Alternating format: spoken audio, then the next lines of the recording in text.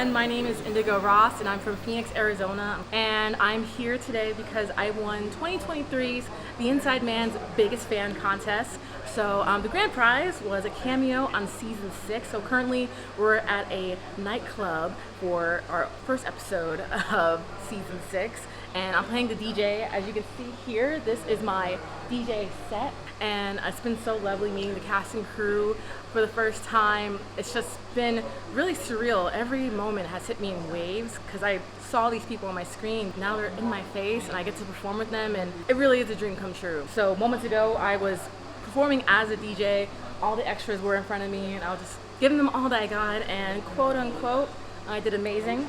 So you guys will see for yourself how I did as a DJ. Let me know how I did. You can send me fan mail if you like. It's now my most favorite show, actually, now that I'm in it. So please watch The Inside Man season 6. It's going to be the most exciting season we have yet thus far.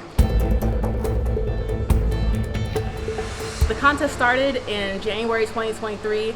I saw it on Twitter. I just stumbled upon it and I see the contest announcement. Sure, why not? What do I have to lose? So I made a silly little video where I showed off my acting chops. I played 2 different characters. It was goofy. You know, the interviewee made a meme and I got kicked out of the office. It was great. In the end, that final product led me here. So after someone from KnowBe4 contacted me, asked me to come to London for the season 5 premiere, and I was totally ecstatic, excited, and I was flown out to London to see the season 5 premiere. I was on the red carpet at this beautiful theater in Leicester Square in London. I didn't know I had won yet at the moment, and so before the premiere started, I got on stage with other finalists and they announced the winner, and it was me. And so I waited an entire year for this moment right now. I've been thinking about it this whole time.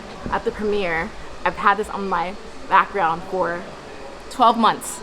So I've been obsessing over this moment for every single day of my life.